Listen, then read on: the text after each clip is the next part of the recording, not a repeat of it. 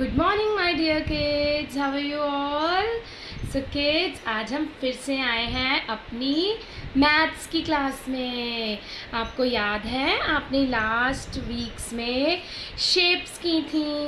कौन कौन सी शेप्स की थी मैम के साथ रिवाइज करें। सर्कल, अपनी फिंगर के साथ एयर में आपने सर्कल बनाना है, circle. Then triangle, square and rectangle। rectangle इस तरह से भी बना सकते हैं और इस तरह से भी बना सकते हैं। तो चलो हम आज फिर से शेप्स रिवाइज करते हैं।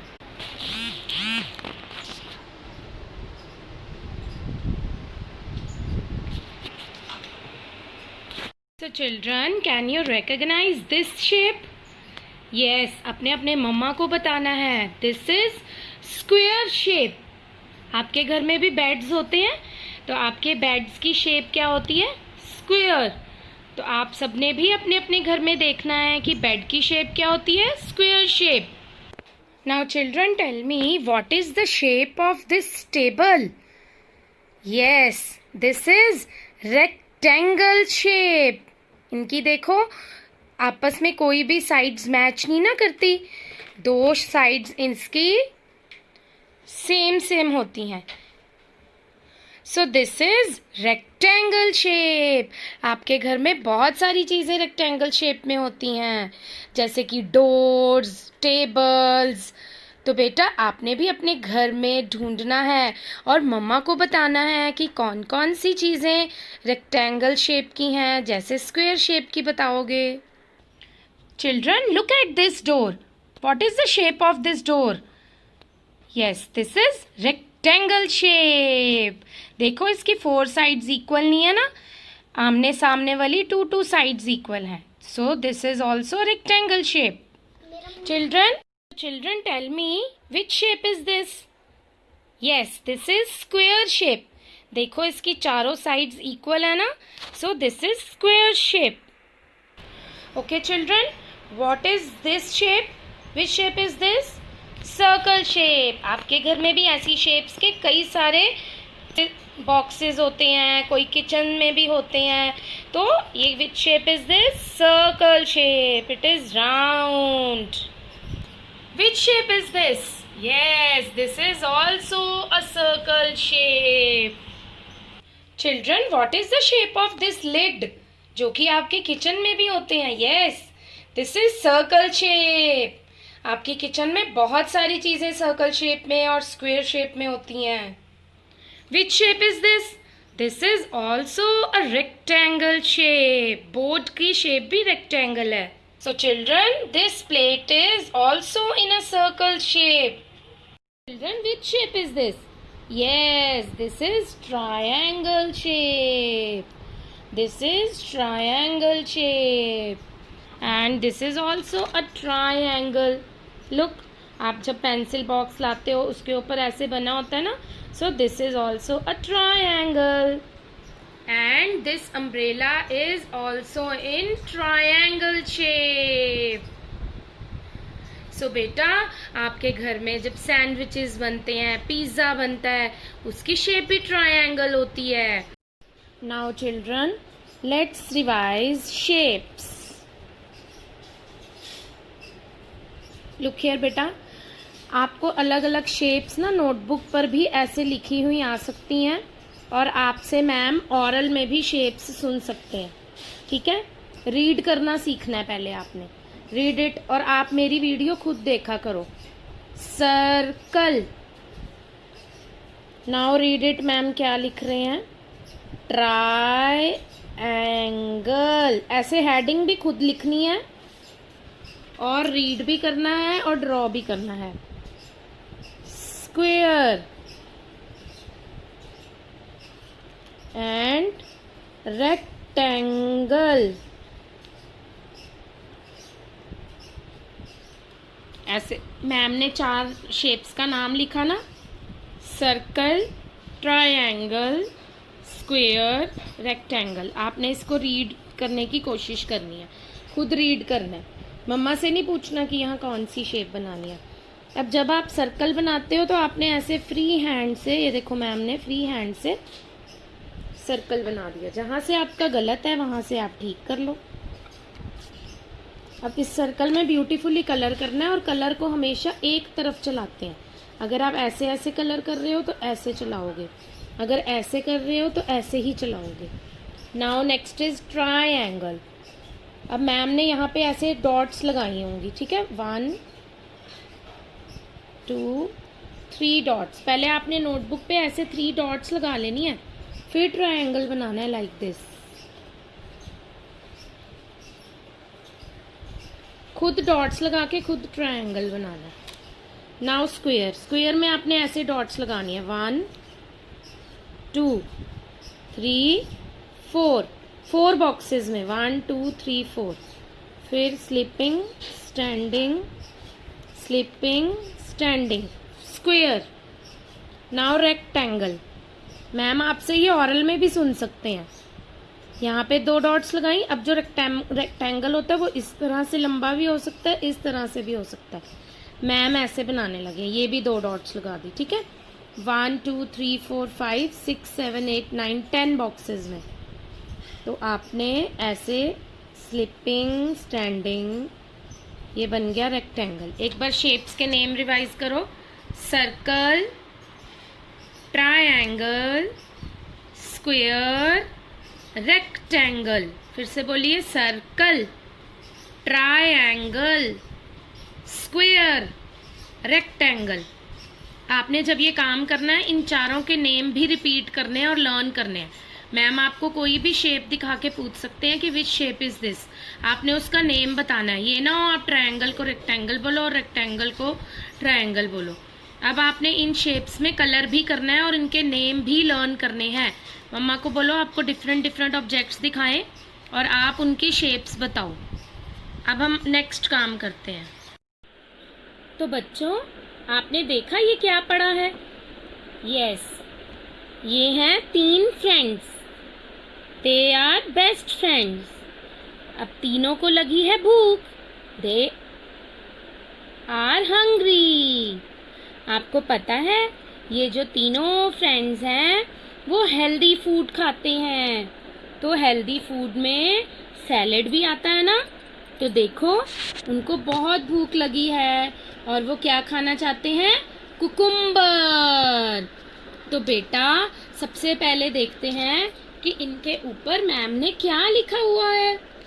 What is this? Read it. आपने खुद रीड करने की कोशिश करनी है।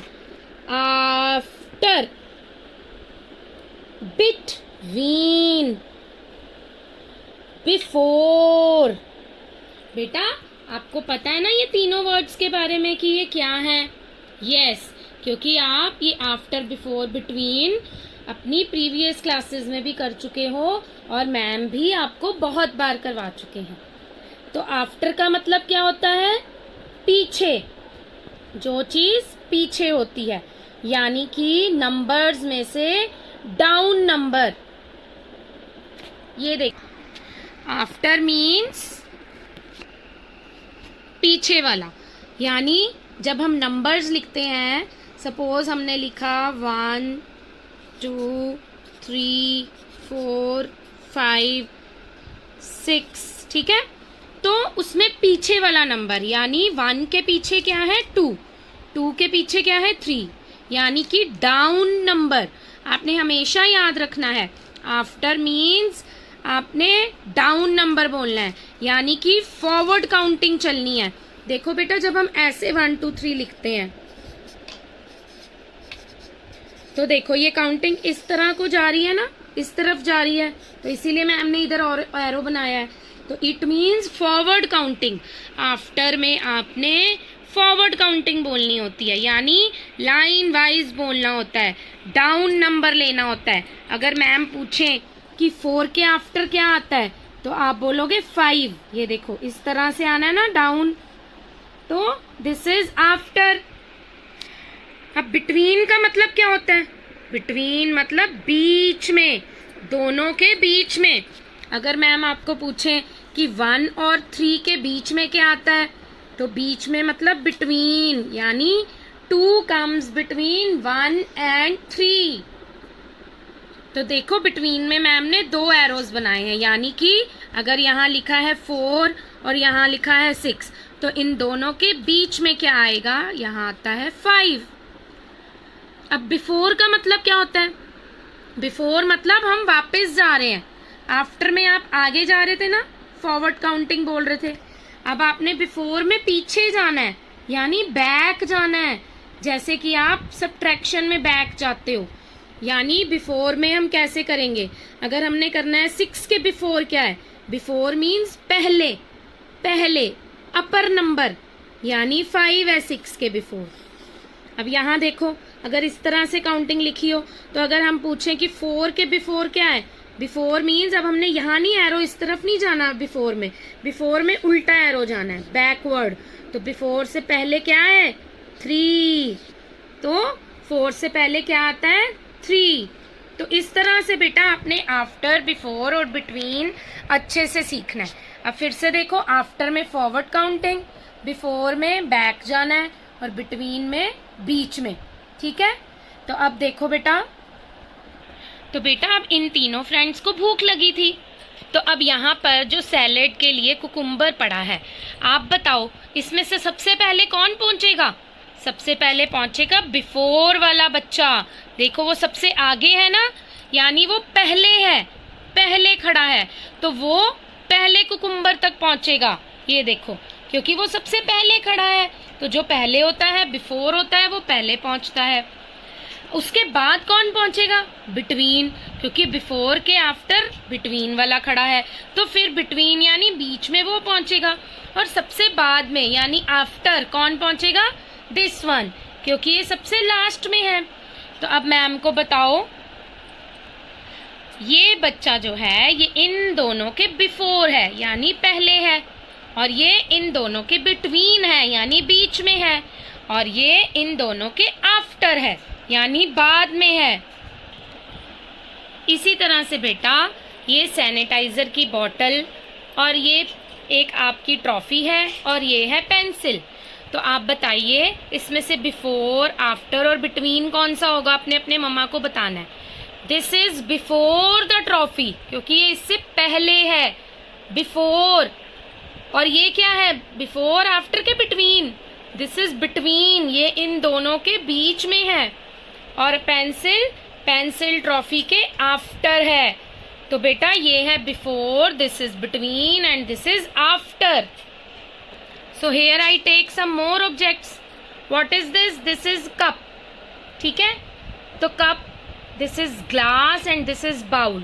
तो अब मैम को बताइए, this is before the cup is before the glass and glass is in between the bowl and cup and bowl is after the glass.